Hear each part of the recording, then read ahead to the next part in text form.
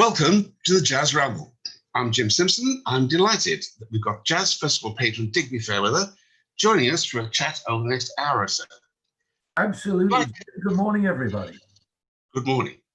We want this to be a relaxed discussion, so if you're watching this on Zoom and would like to ask a question or offer a pearl of wisdom, please do feel free to comment in the chat or use the raise hand feature under the participants tab, and we will unmute you at an appropriate point.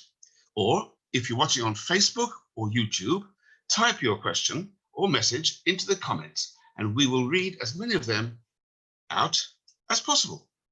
Housekeeping over. Good morning, Diggs. Good morning, Jim. This is all very clever, isn't it? I think we should first of all doff our hats to our engineer, Nick. Good old Nick. Possible. Well done, Nick. Absolutely. Good morning, everybody. Who's online, I wonder? Well, I can see Cormac Lone and Neil Ewart, old friends, and my brother. But shall we start off, Digby, as you're the current patron of the festival, can we look back at maybe the first patron, Humphrey Littleton? Am I right in saying that he's generally considered to be the most important of all British jazz musicians, not just for playing, but as a person? What do you think, Diggs? Well, yeah, I agree with you, Jim. I mean, it's not just his trumpet playing, which was superb. You know, I mean, he was a pioneer as a trumpet player for sure. I think when you say greatest, it's always a difficult word to justify. But I think his iconic role is as a middleman for the music, not just as a trumpet player and a great band leader and with a superb discography.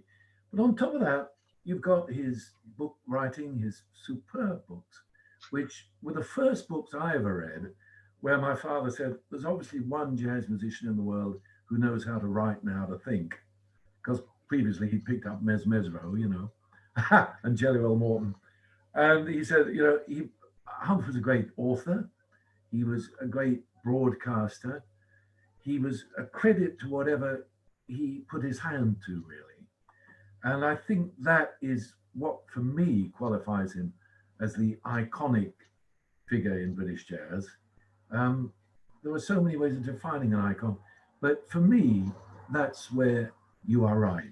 He was a centrifugal force in so many areas of jazz, and that's why he's, in a sense, you could say, the most visible and most contributory person to jazz in lots of ways. But also, he did bestride the jazz musician, the ordinary fan, and politicians and people who and journalists. He was respected in all camps. I can't remember anybody ever criticizing Humph. Well, I criticize him because his love of Sidney Bechet is a pretty dodgy thing for anybody, especially for a trumpet player. I mean, which clear-thinking trumpet player would like a soprano saxophone player who tramples all over the lead trumpet? Come on. I know, that's difficult. And morning, Sarah. Yeah, that is true. I knew a few trumpet players who could get on top of Bechet. Wild Bill could. I know Wild Bill Davison could. But I know what you mean. He was a formidable opponent with Bechet, you know. But Humphrey caught him with Bechet, of course, didn't he, early on, and did a nice job of it. Well, absolutely. But apart from that weak point, I think he's our main man. He's our leader. I have to agree. I mean, at the Jazz Centre UK, which I set up 5 years ago in Southend, we have all his collections. And it's a constant reminder of well, how can I put this? Every time he put his hand to something, or his voice, or his horn, he did something important, you know. And also another thing I loved about Humph was that he had a real sense of humor. We did Jazz Score on Radio 2 for 19 years, which was basically a quiz show about jazz. And the idea was that you had to identify a musician, even Sidney Bechet, from a record, and then you had to tell a story about it. And we all tried to be funny, but there were only two people who always were funny and could do it ad lib. And one was Ronnie Scott, and the other was Humph. He was an extremely witty man. when I was on the way to his funeral, I was on a train that got delayed outside Milton Keynes. I never did get to the funeral because the train was turned back to Coventry and I didn't make it. But the guy sitting opposite me saw I was agitated and asked him what the problem was. And I told him I was going to a funeral. He said, "Oh, is it a relative?" I said, "Actually, no, it's Humphrey Littleton." He said, "Humphrey Littleton, he's our chairman." He said, "What?" I said, "Yes, the British Calligraphy Society." Oh yeah, another achievement. Writing was beautiful, you know. Yeah, he was a truly remarkable man. And I'm trying to think of, I've got a story for you before we should let some other people in as well, I think. But he wasn't an easy man to get to know deeply, was he? I think he was a private man in many ways. But about 5 years before he died, we were touring together. I was touring with George Melly, with my band, the Half Dozen, and we did a show called The Kings of Jazz, a very big title. And we had Hump and we had Ackerbilk, or sometimes Kenny Ball too. And we did a variety show with all three bands. And one time I was walking down the Charing Cross Road and I saw this beautiful book of all the cartoons of the New Yorker magazine, which had people like James Thurber and beautiful cartoons by master cartoonists. And I knew that Humph too was a master cartoonist. So I mentioned it to him when we were on the stand one night, and I said, "Humph has this great book," and I saw his eyes light up. And I said, "Well, don't worry, because you're all over the place, you know, doing loads of things. I'm doing a thing at Ronnie Scott's right now. I'll pick up a copy and send it to you." So I did that, and it was, I must tell you, the postage on its own, because this is it was like the Gutenberg Bible, this book was huge. And the postage was £23. So I stuck it in a great big jiffy bag and sent it up to Arkley in Barnet, where Humph lived. And I thought, well, that's it, you know. And about 2 weeks later, my cell phone rang, and somebody said, "It's Digby," and I said, "Yeah." He said, "Humph here." I said, "Humphrey, what a pleasure." And he said, "My postman has just had a heart attack delivering your parcel." He said, "But thank you very much." And from then on, we did become friends.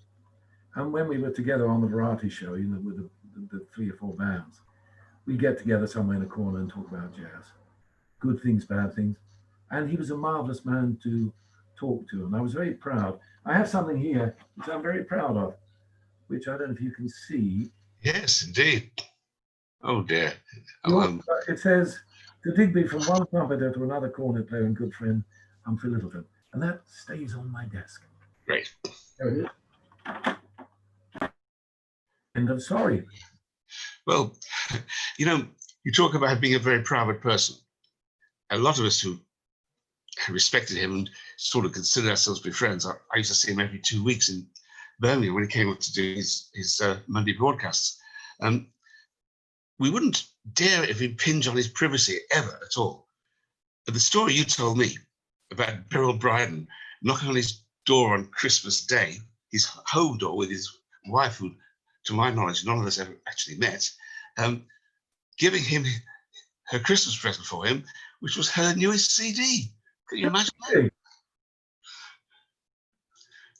Beryl Bryden.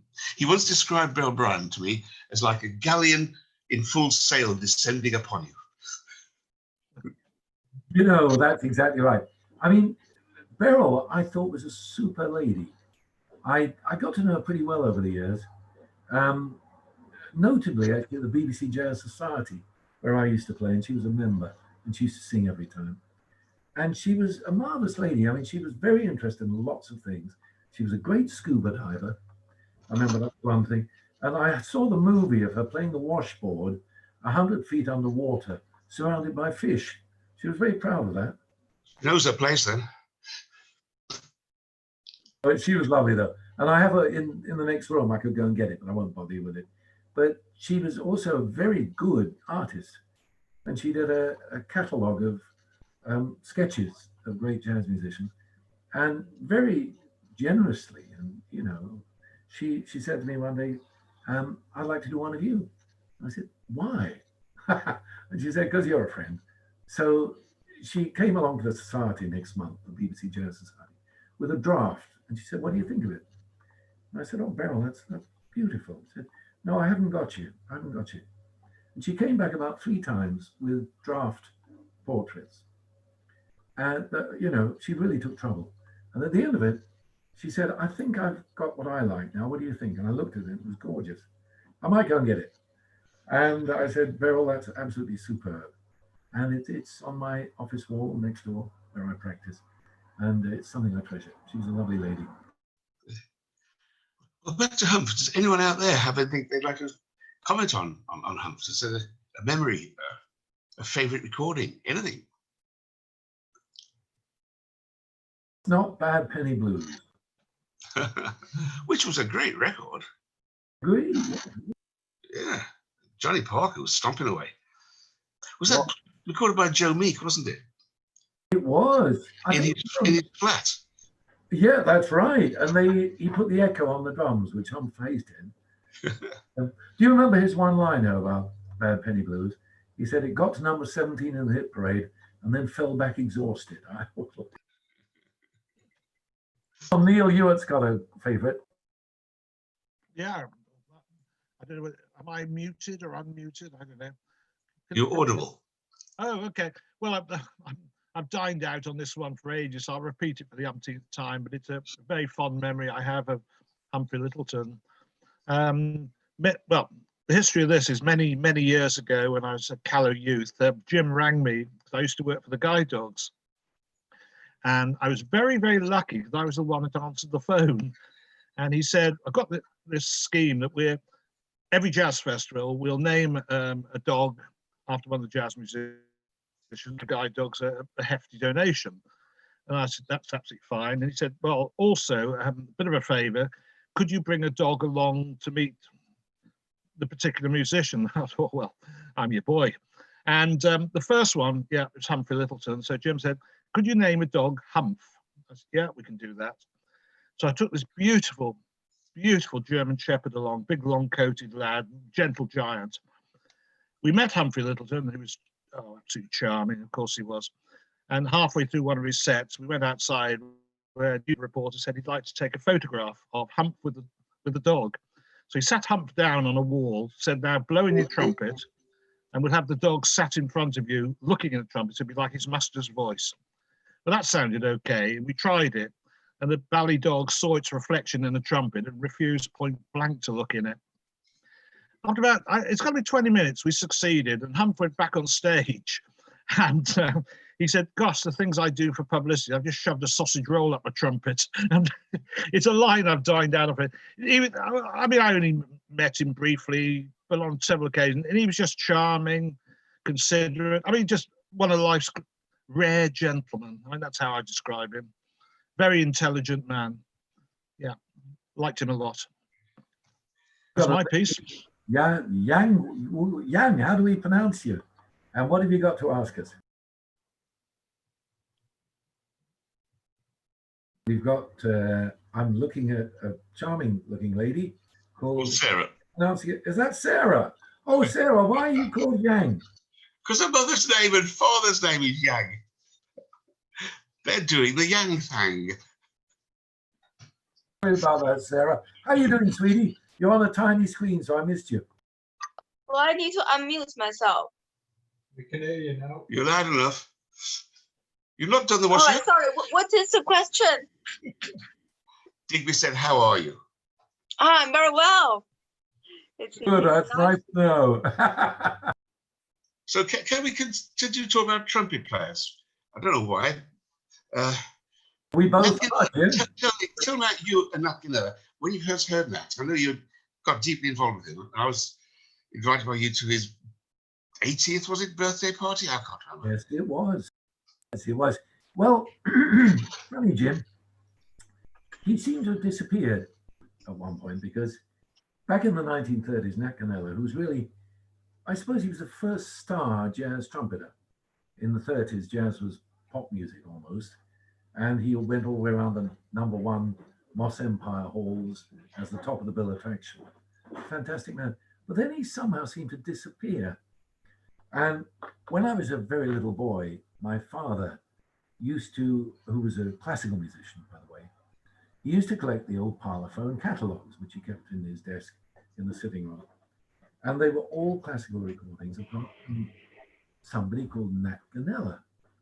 I thought, he sounds interesting. He sounds like a jazz name. It's not like Puccini or Ravel or Wagner, Nat Ganella. So I sort of got interested. But when I went to the record shop, there didn't seem to be any records by Nat Ganella at all. No vinyl, nothing at all. And although I was a great junk shopper, in other words, for those of you who are much too young to remember what junk shopping is, old guys like me used to go around the junk shops in search of 78 recordings, which came before 45s, which came same time as vinyl, before CD. In other words, just after God was born. And I never found any Nat Ganella. So then I got really interested. I thought, who is this strange man? And I think about 1972, I went to a junk shop in Battlesbridge in Essex, and I found the Grail. I found a double-sided 78 by Nat Ganella, who turned out to be a very hot trumpet player, really good, you know. I thought, well, is he still alive, or has he been long gone, or whatever? So I started doing some research, and around the same time, I picked up some more recordings from a friend of mine down in Essex. And I gradually discovered that Nat was still alive. And he'd actually, how about this? Not many jazz musicians do this. He'd retired on his 65th birthday, which, by the way, was 1973. And he hadn't recorded for a long time before that. So he was off the scene. So I thought, haha, I'm gonna meet him. So this could be a very long story, but to just cut it down. In 1978, a friend of mine called Chris Walker, who was a good clarinet player and saxophone player and broadcasts on the South Coast, he called me up and he said, Diggs, we don't talk about it, but actually Nat does come to a pub in a place called Alverstock, just outside Portsmouth. And if you want to meet him, come down very quietly and you can shake his hand. So for me, this was like meeting John Lennon, really, for a Beatle fan, you know. So I went down to Portsmouth and I took my horn with me, and there was a little band playing in the pub, and in he walked. And I said, wow, Mr. Ganella, I can't tell you what you've meant to me over the years with your playing and your persona and how much you've inspired me as a player with all your great recordings. And guess what he said? He didn't say, oh, thank you very much. That's very kind of you. Now, let me. He said, oh, that's nice. Going to buy me a pint then? And he was a down-to-earth, wonderful Cockney East End. He'd been born in Islington, brought up in a poor school, very like Louis Armstrong. In fact, I found a picture of Nat when he was in the Guardian School in Islington. And he showed it to me and he said, who's that? I said, oh, that's Louis in the wave sound. He said, no, look again. I said, is that you? And he had the same uniform, the same trumpet. He looked like Louis. And of course, once Louis came to England in 1932, Nat went straight round to the hotel and introduced himself to Louis, and they were lifelong friends. And I'll fish it down in a minute, but I have something that might give you you might be interested in. Up there, I have the last letter that Louis wrote to me the year before he died in 1970. And so I fetch it down. I'll have to disappear, but if you talk amongst yourselves, which you probably need to after my speech. If you can still hear me, Nat had a hit record. The girl's name, I can't remember what the title was, but he recorded it with a band in Holland, in Scheveningen, led by a guy called Ted Easton, who I happened to get to know later on. What was the hit record? When did that come? The hit record was Oh Mona. Oh Mona. Which he first recorded in 1932 with Roy Fox, and it went to the top of the charts. And Nat told me it was marvelous because when he was working with Ted, and I'd love to hear the stories about Ted Easton because I don't know what happened to him. But he said I was sitting on the balcony of my hotel because they elected him King of Jazz, I think, for 1975, 6. And he said, I was looking out over the town square and I heard them playing Oh Mona and the kids were dancing to it. Would you like to see the picture of or the last letter? If I can hold- okay.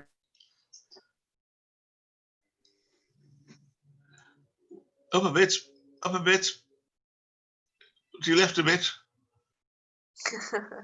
There you go. I can't see it now. I can't see it. Sarah. You're not for the washing up, Sarah. Sorry. Very nice. Well, that's nice, Diggs.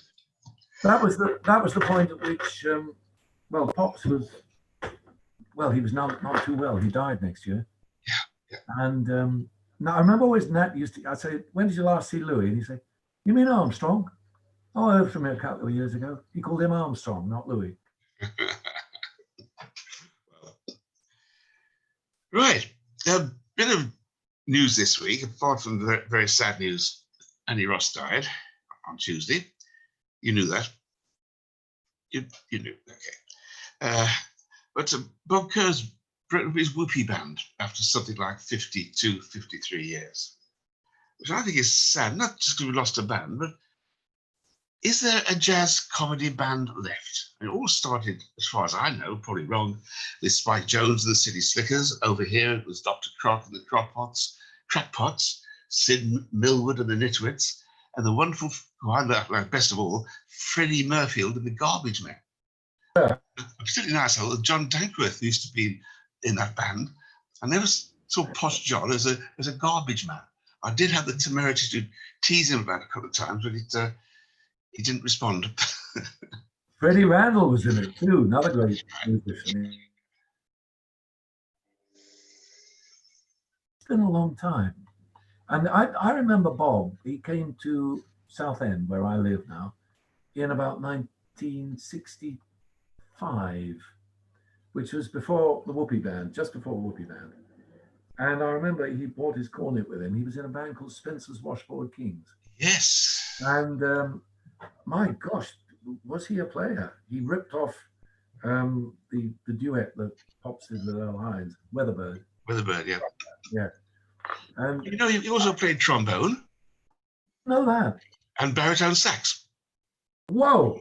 You check this morning's copy of the Virtual Jazz Festival, or was it yesterday mornings? Yesterday mornings, and you'll see him playing baritone saxophone. If anybody else out there saw Bob Kerr's Whoopee Band, I did. But I mean, I don't think such a thing as a comedy band in jazz exists now, Jim. We should write to Jazz Wise. They'll know. Yes. Well, there are bands that make you laugh, but not for the right reasons. Isn't it funny though how we don't joke about jazz anymore? And I think that's a pity, actually. We seem to have lost the sense of humor. The music has got, to my way of thinking, a bit too political in its outlook. But that's a difficult subject. I think the problem is the word jazz means so many different things to so many different people. It's far too broad a church. When people go on to hear a trad band in the village pub and get banjoed to death because I heard jazz, I didn't like it, and someone goes to the experimental end, they can say the same thing. And people in the middle who play the sane, straightforward, rocking mainstream jazz that has all the elements that we think of as belonging to jazz, like musical excellence, improvisation, humor, swing, drive, lift, all those things, we get ignored. Fall in between two stools, which is very sad. Yeah. And we don't have the publicity, apart from, I'm going to say it, the Jazz Rag. We do not have publicity championship on the whole of that era of music. I wonder what, let's ask Neil Hewitt. I mean, when did you first become acquainted with our kind of music, Neil? Well, it's strange. When I was now we're going back at school, when I was a little lad, now I'm talking about the 60s, the first record I ever bought, and God knows why, was Dave Brubeck's Take 5. I don't know why, I took a fancy to it and I bought it. And then I sort of knew about jazz, but not a lot. And it's actually grown on me as the years have gone by. I've come to appreciate it more and more and more. And I think where you say there about the take everything so seriously. I mean, humour is going out of life altogether, as far as I can see, out of the workplace, out of everything. And it's, oh well, you know, the news doesn't help and so on. So, but people don't laugh at things, or people. Yeah, I'm very worried that young people don't have a sense of humour anymore. I was speaking to my grandkids, and I said, "Do you not tell each other jokes at school now?" No, none of them. And, well, I remember the ghastly things we used to say, the filthy one, but we used to find them very funny, and seaside humour, which comes into the madcap jazz people. It's gone in life, which is a great shame. But there were. But one thing that I was only mulling this over the other day, and we talk about all music now. What has changed from my day as a youth, where the age of the musician was all important to young people, and hasn't that gone completely? Where you see young people going to the Rolling Stones, who, God, you know, and that's great. I think people do appreciate the music for what it is and the skills of the musician now, and not their personality and their age and their image. And I think that's a change for the better. And, you know, I think it hit me when I saw Tony Bennett at Glastonbury and all the young people going berserk. I thought, hello, that wouldn't have happened a few years ago. So, yeah, but my interest has actually just grown over the years. It wasn't immediate, and it's and I don't know anything about it still, and I can't play a musical instrument, which is, like so many people, my huge regrets in life. But no, I've loved coming to the jazz. I love listening to it, and my tastes are expanding. I went to see Darius Brubeck the other day and Kyle Eastwood. Loved them. Yeah. Anyway. Let me turn the question onto the question master. I mean, you came up, I first heard you in 1968 with Locomotive playing trumpet on the pioneer reggae hit Mood Is in Love, which is amazing. Scar Digby. Scar, I beg your pardon. What, I mean, where did your jazz start? My father. I think I must have been fairly interested in music as a youngster. During the war, when I was a kid, I lived surrounded by women. I lived with my mother and grandmother. Next door was Auntie and her two daughters, and next door to that was Auntie Minnie and Auntie Flo. And they thought I liked music, so they kept buying these dreadful country music records, like When the White Azaleas Start Blooming by Montana Slim, and I hated it. But Dad came home on leave from the Middle East, and saw the predicament his eldest son was in, and took me upstairs, and we came down clutching Coleman Hawkins, Cam Basie, Louis Armstrong, and Teagarden, and that was it for me. I think I was about 8. That's fantastic. But, you know, I think you talked about lack of press coverage. You don't hear our sort of jazz on the radio or TV hardly any time anymore. It's also confusing with names. I had an email from a leading French agency a few days ago, Nova Artists International, they're called, and they're offering on tour Kenny Garrett, describing him as a traditional jazz artist. Well, traditional is not the long word for trad. I mean, Kenny Garrett, trad?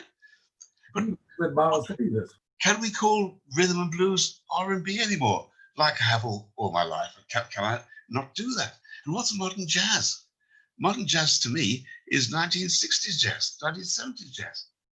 They use words like improv nowadays. I wish they just would not tag the jazz word onto it. I'm on a soapbox. I'll get off. Anyone else got any thoughts about the labels that are attached to jazz? Well, I would like to put my oar in there. It is very difficult. I think there was a point, I'm going to cite the Beatles, actually, who, by the way, I like. I got all the Beatles albums, and I enjoyed what they did. But I think they redefined the definition of popular culture, because up until then, jazz was a recognizable popular culture.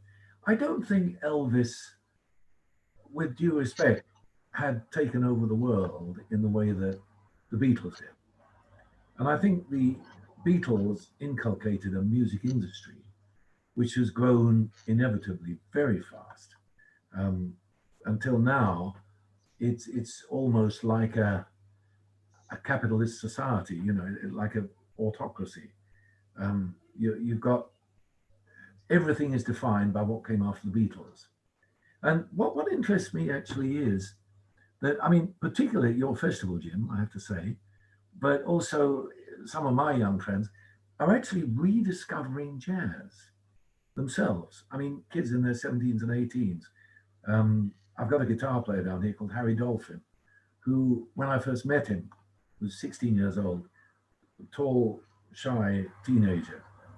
And he had a guitar case. And I said, who are you into? And I thought he'd say Eric Clapton or Jeff Beck. He said, well, at the moment, I'm studying Jim Hall and Freddie Green. And I said, oh, in that case, come with me, young sir, and we'll spend the next 30 years talking about jazz together.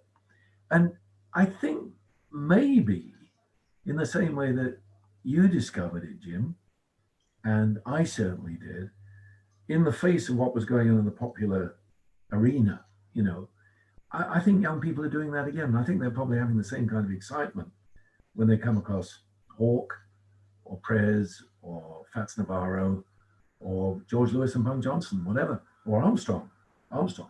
You know, I think they're having the same kind of thrills because it's something that's been actually comprehensively hidden from them for years. Yeah, but they don't have the opportunities we had. It was all around us. I mean, it's at school. I was 14 years old or something. I formed a jazz society. You must have had 15 or 18 kids who stayed behind school every Tuesday night to listen to records. I mean, but it's if you're I mean, I remember when you were on the bus and you saw somebody else on the bus reading Melody Maker, you go and sit alongside them and say, "Hey, are you a jazz fan?" But it was everywhere. But it's tough for young folk nowadays. There's nothing wrong with the music. There's nothing not to like, but they've got to have the opportunity to hear it. Well, they've got to do their own discovering, and that is really hard. Yeah, I think one of the things that's good is that you do have YouTube now. Or you have you have Jazz FM, which plays jazz some of the time, and you have lots of other entrees like Spotify to discover. Can I give you an example? I mean, I'm sure there are loads of other people waiting to talk, but just in case we're a bit short at the moment, about a month ago, I was down at the Jazz Centre and a kid came in who was into music industry construction, and he was putting a sample tape together. Basically, he was creating his own music from samples. And he came and he said, "Digby, I need some piano." So I said, "Okay, well, come into the old media center where we've got 7,000 vinyls." I said, who should we start with? I picked out an Art Tatum. I said, "Well, you probably don't know Art Tatum, but this chap could play. He's probably maybe the greatest jazz pianist ever." So we put on Art Tatum and he sampled it onto his computer. And he said, "Oh, he's terrific, isn't he?" And this is a 16-year-old boy. So I said, well, yeah, you know. So my guess is that he probably went home, got onto YouTube, looked up Art Tatum, looked him up on Spotify, and there's a jazz fan in the making, maybe. You know, it is an underground art, yeah. Yeah, but I mean, how many Digby Fairweathers are there in Essex? One? The only one, yeah. Fortunately, only one anywhere.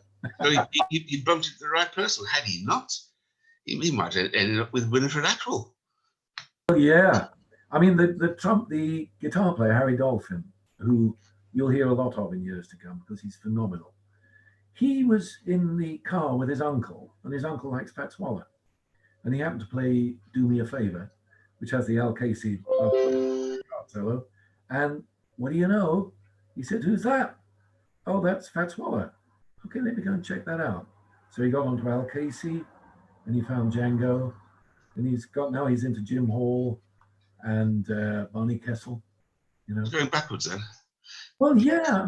Do you think, Jim, that, by the way, I think somebody else is coming on in a minute, but do you think that, for example, somebody who was a fan of Amy Winehouse in their teens might, with a little encouragement, get back to Billy? Yes, I do. The same with Madeleine Perrault, because they both talk about Billy. That's great. But Billy never went away. I mean, even now there are TV commercials on using Billie Holiday recordings.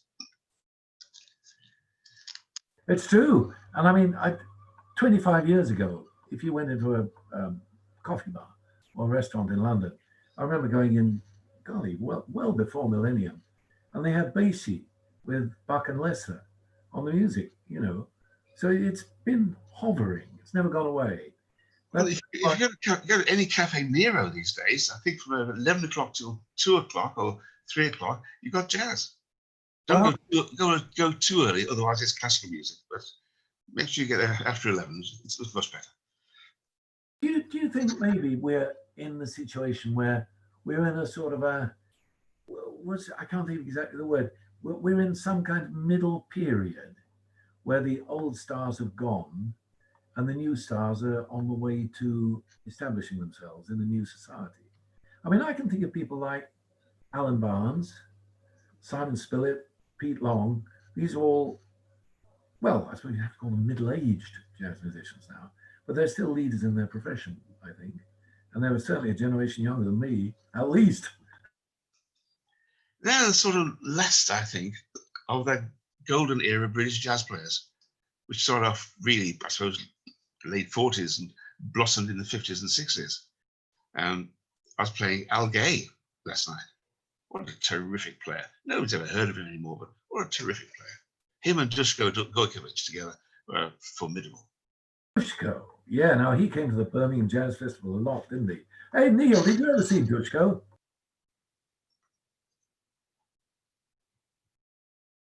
Apologies, I was muted, so I didn't. No, I didn't. At least, no, I'm sure I didn't, unfortunately. You'd have loved him. He played with Woody Herman, didn't he, Jim? And also, I remember he was very handsome. We did a few trumpet gigs together, thanks to Jim. I mean, to play with Dush was beautiful, you know. And I remember that he was a great ladies man and very handsome. And he usually had a gorgeous looking woman in tow with him as well. But he played beautiful trumpet. And he featured soloist with Woody Herman for a lot of years. Yeah, and also he led his own big band for years back in Munich in Germany. He was can't quite remember where he was from, because where he was born has changed its name a few times. And I once made a mistake of billing him as introducing him on stage as the Montenegro kid. And apparently Montenegro was the adjacent state who were constantly at war with the state he was born in. We had a very nice short episode in Birmingham with Dushko. He was playing with you, Digby, at a pub called the Barton's Arms, and a very hip, trendy young couple came in, very smart. The girl was dressed up to the nines, man in his smart suit, looked like they came out of a film about disco dancing, and they came in, they sat down. After about 10 minutes, they left. And I thought, they paid to come in. I said, why are you leaving? It's great, don't worry, stick with it, it's really good. He said, no, it's our mistake. I said, do you want a refund? No, we don't want a refund, it's our mistake. I said, what do you mean? Oh, we thought it was disco, a disco Gojkovic. Yeah. By the way, Jim, I don't know if you saw this, but I think Nick, a gentleman called Nick, has put something up on screen about where you can see Dush on YouTube. Nick, are you still there? Are you around? Can you come and join us? Yeah, if you check the chat, if you're on Zoom or the comments in YouTube, you can get a sample of Disco live in Birmingham. It's recorded by Big Bear on YouTube. Wonderful. Oh, that's you. That's you, Nick. Our Nick. Yeah, okay, great. Yeah, good to know. I'd like to look at that myself. He's still with us, by the way, Jim. Who, me? Not off. No, Dush is fine, yeah. He's living in Munich, and he's, I think he's about 90-ish. I think he's still playing occasionally with his Munich big band. Why not? You can play the trumpet at 90.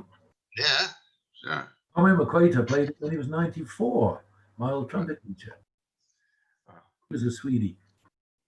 The good players were in those days. Freddie Gardner, for instance. Now you're talking. I just got a CD of Freddie. Really? Well, yes, I did.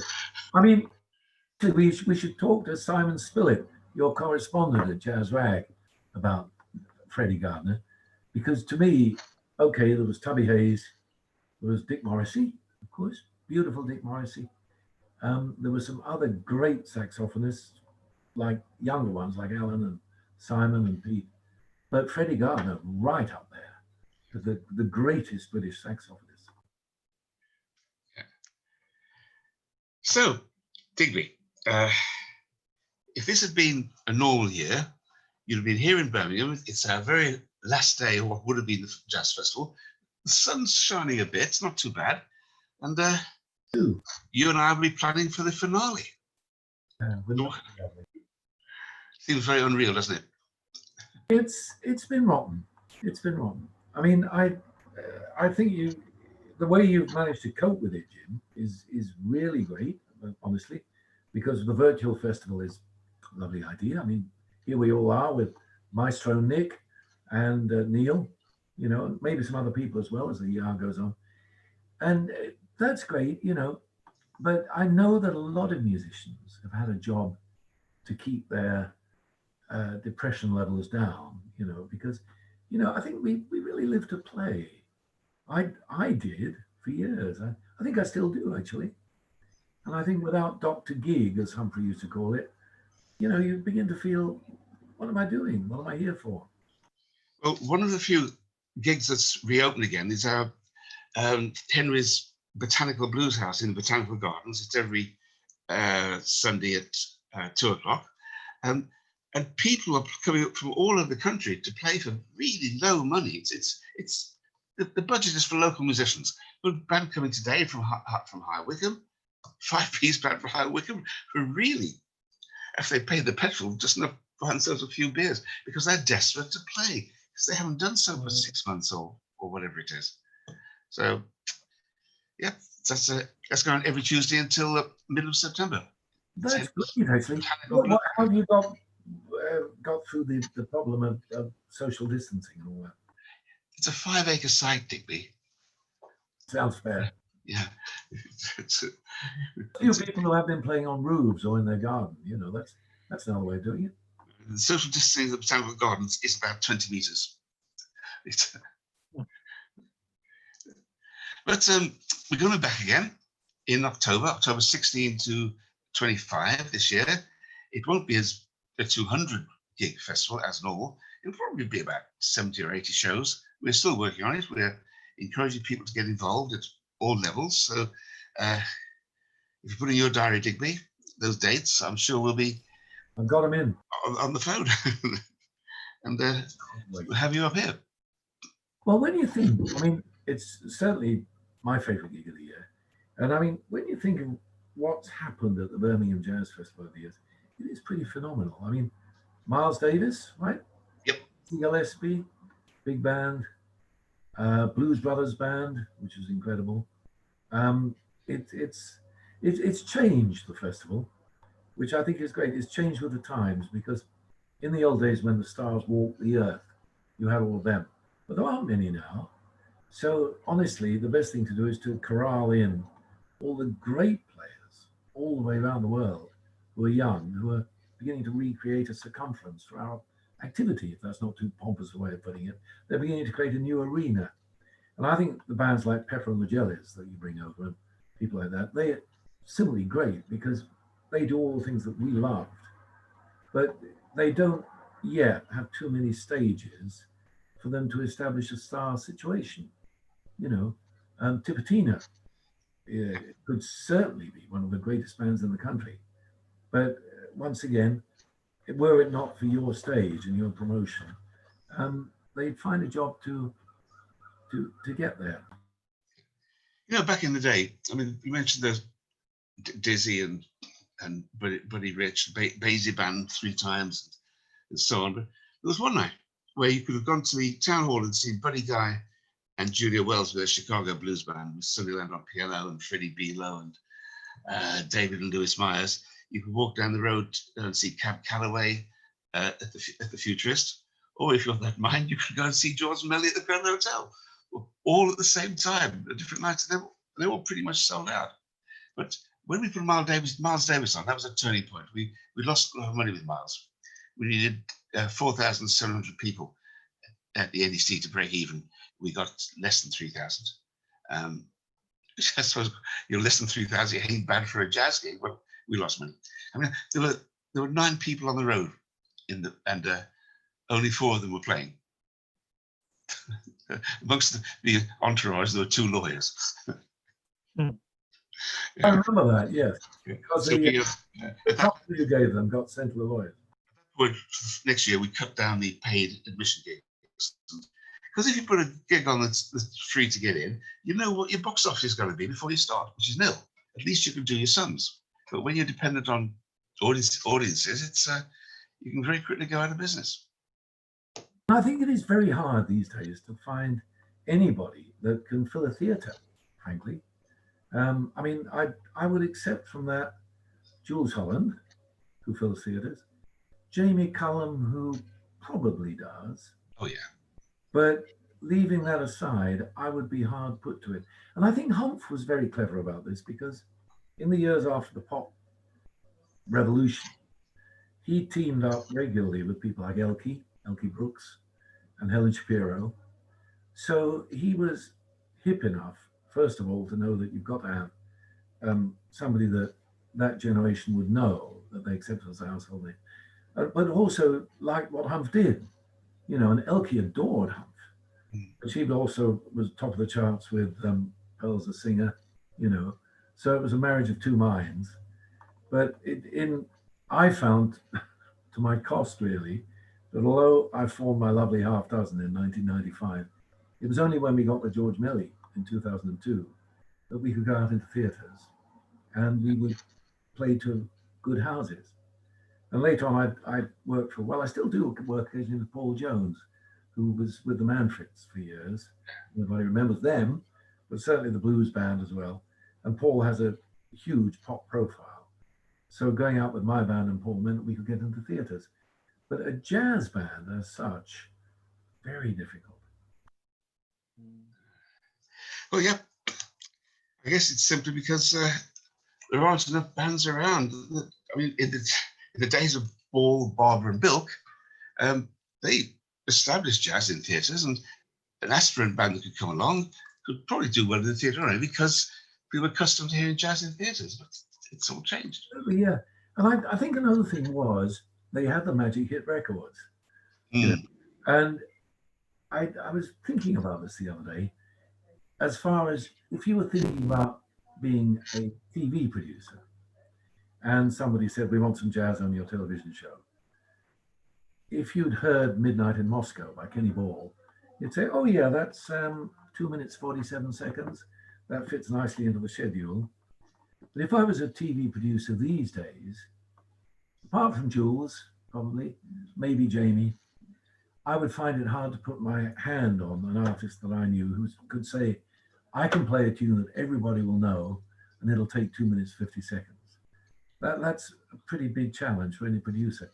And I think that's it's actually one of the crimes of the media, that they haven't allowed more people to hear accessible music from jazz musicians over the last 40 years or so. But unfortunately, it's something we're stuck with at the moment. Perhaps we're not making the right sort of records. Well, I don't see anything wrong with a melody and a beat. I saw this really interesting interview with, Jim, do you know John Rutter? No. Well, John Rutter is a classical composer, and he writes a lot of theological music, and it's very accessible and very beautiful. And a few years ago, he wrote a requiem, which a jazz musician friend of mine, Jill Alexander, she sent me a cassette, it was that long ago, and said, Dig, listen to this, it's great. And Rutter uses a lot of blues inflections, and he's not against using pop vocabulary where it works. And I saw an interview with him just the other day, and he said, if you look at music, classical music, because he's a classical musician in the 20th century, he said, one of the things that you won't find is melody. He said, when you get the Rite of Spring, it's a fantastic piece of classical music, but it's not exactly something you whistle. And when you get to Schoenberg or Ligeti or any of those other guys, or John Cage, it's definitely not hummable. So he said, my forte is writing melody. He said, and I think there are a lot of people who secretly would own up to the fact that they like to hear a melody or something that's at least melodic. And I think that's actually quite profound. And also, I don't mind thinking that a good beat doesn't do any harm. I know I'm going to get slaughtered by the avant-garders, but I think for most of the people who walk down the street, we asked Neil Moat, or asked Neil about this. I don't think there's anything wrong with and something you can hum or whistle. You know. Yeah, of course, there's always the eternal cry. The lady that comes up to the band and says, play something we could dance to. If people could dance to it, you're halfway there. If people could sing along with it, you're halfway there as well. I think this swing dance thing, which is really past its peak, I think, sadly, always very good for jazz. I mean, people were dancing to, admitted, treated versions of people like Lunsford. And like 5 years ago, dancing to Jimmy Lunsford. I think that's terrific. I just hope that, or wish the dancers were a little more aware of who they're dancing to. We have a band called King Pleasure and the Biscuit Boys who were dancers' favourites some years ago. But one gig, and some lady came up to me and said, band's not very good, is it? I said, what do you mean? She said, well, they play things at different tempos. She wants all at one tempo so she can dance to it. So it isn't at that tempo, is not very good. But there again, if they're dancing to jazz, that's great. Absolutely. I mean, I think, you know, dancing is fundamental to popularity in music. I really do. And until, well, I suppose really, honestly, until bebop, which moved away from the swing bands.